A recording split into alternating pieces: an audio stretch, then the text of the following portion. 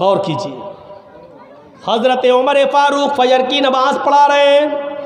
سنیے ایک اور دردناک واقعہ. حضرت عمر فاروق فجر کی نماز پڑھا رہے ہیں.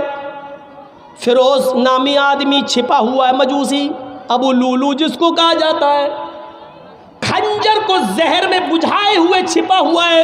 جیسی حضرت عمر نے نیت باندھی اللہ اکبر کا، ویسی اس نے بجھا ہوا خنجر حضرت عمر کے پیٹ میں مار دیا.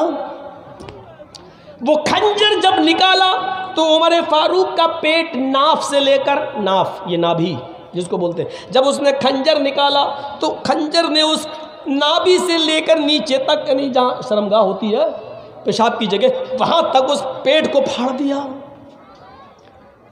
جب تک عمر فاروق میں طاقت رہی نماز پڑھاتے رہے اور پھر بے ہوش ہو کے گر گئے. ان کو لایا گیا. ایک صحابی آگے بڑھے، انہوں نے نماز پڑھی.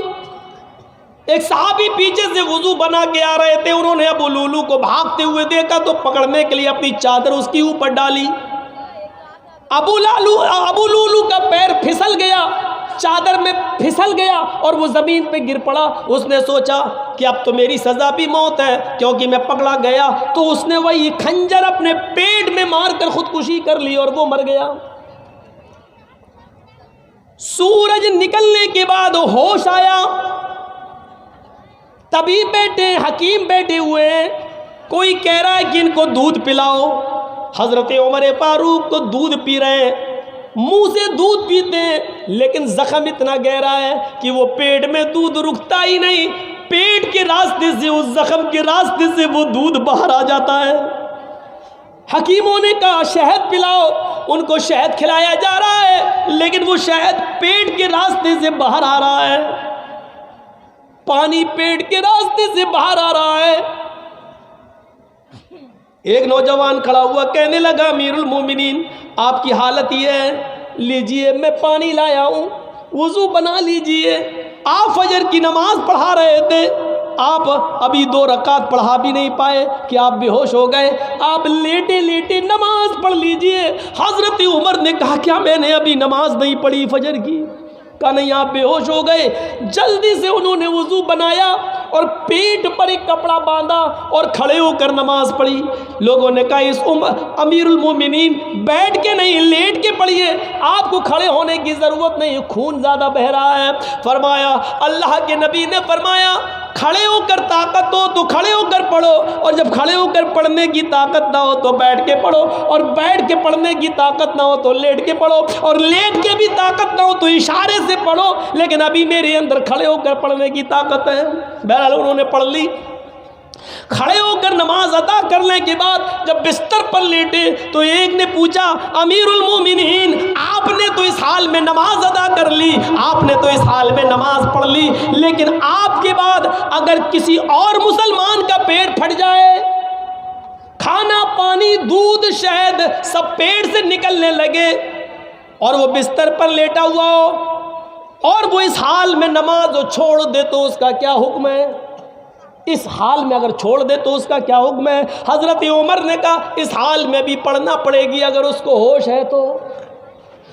پوچھنے والے نے کیا پوچھا؟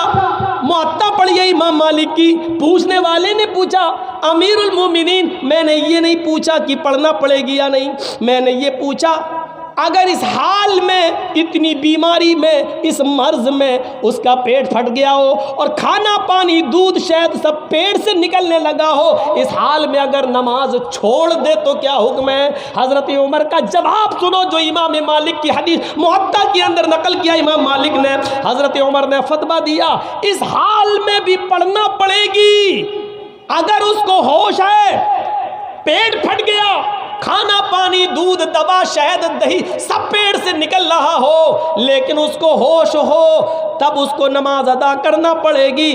اگر اس نے اس حال میں بھی ہوش میں آنے کے بعد بھی اگر نماز اس حال میں نہیں پڑھی تو لا حظ فی الاسلام لمن ترک الصلاۃ، تو اس آدمی کا عمر کی نظر میں اسلام کے اندر کوئی حصہ نہیں ہے، وہ آدمی مسلمان ہی نہیں ہے جو اس حال میں نماز چھوڑ دے.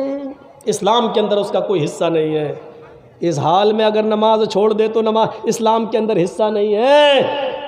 صحت و تندرستی، ہٹے کٹے موٹے تازہ ہونے کے بعد اس حال میں نماز چھوڑ دو تو ہم کتنے مسلمان ہیں؟ ہم کسی کو کافر کہنے کا حق تو نہیں رکھتے میرے بھائیوں، لیکن سوچو تو اپنے گریبانوں میں جھانک کر کہ ہم کتنے % مسلمان ہیں۔ نماز کے اوپر کچھ زیادہ ہی ہوگی، لیکن ہونا بھی چاہیے، کیونکہ نماز تو اسلام کی بنیاد ہے۔ لا تترکن صلاۃ مکتوبۃ متعمدا فإن من ترک صلاۃ مکتوبۃ متعمدا فقد بریت منہ ذمۃ اللہ۔